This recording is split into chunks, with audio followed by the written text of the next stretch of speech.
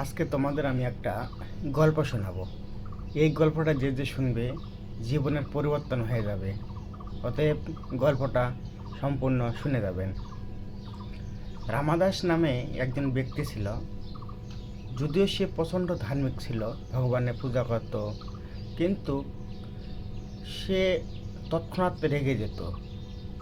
মানুষ কিছু কথা বললেই সে রেগে যেত তাড়াতাড়ি করে। এভাবে সে চলতে চলতে মানুষের সাথে এভাবে সে তর্ক করত অনায়াসে। একদিন ওই গ্রামে একজন সাধু ব্যক্তি আসলো। রামানন্দ ওই সাধু ব্যক্তির কাছে গেল। সাধু ব্যক্তিকে বলল, মহারাজ, আমি তো ভগবানের পূজা করি, কিন্তু আমার অল্পতেই রাগ হয়ে যায়, এর কারণ কি? তখন সাধু ব্যক্তি বলল, রামানন্দ, শোন, তুমি তো শুধু খালি বাহ্যিক পূজা করো, কিন্তু মনের পূজা তো করো না। এই কথা শোনার পর রামানন্দ একটু বিস্মিত হয়ে গেল যে মনের পূজা আবার কি। তখন সে কৌতূহলভাবে সাধুকে আবার সে জিজ্ঞাসা করলো, আপনি একটু বুঝিয়ে বলুন যে মনের পূজা কি। তখন সে সাধু ব্যক্তি বলল, রামানন্দ, শোনো, যে মনকে সবসময় নিয়ন্ত্রণ রাখতে হবে।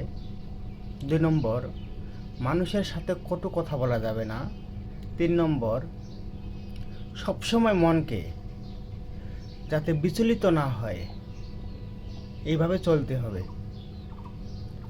এইভাবে সাধু সে কথা বলে চলে গেল। রামানন্দ তখন একটু একটু করে বদলাতে শুরু করলো। কিন্তু গ্রামের লোকজন একদিন ভাবলো যে রামানন্দ আর আগের মতো নেই, রামানন্দ পাল্টে গেছে। রামানন্দ কারোর সাথে ঝগড়া করে না, কারোর সাথে কটু কথাও বলে না, এবং রেগেও যায় না। এই যে সম্পূর্ণ গল্প বললাম, এটা শ্রীমদ্ ভগবদ গীতারই একটি শ্লোক। চলুন শ্লোকটা শুনে আসি। মন প্রসাদ সৌমতম মনম আত্মবিনিগ্রহ ভাব সংশোধীতি তপ মাম সময়োচ্যতে। হরে কৃষ্ণ।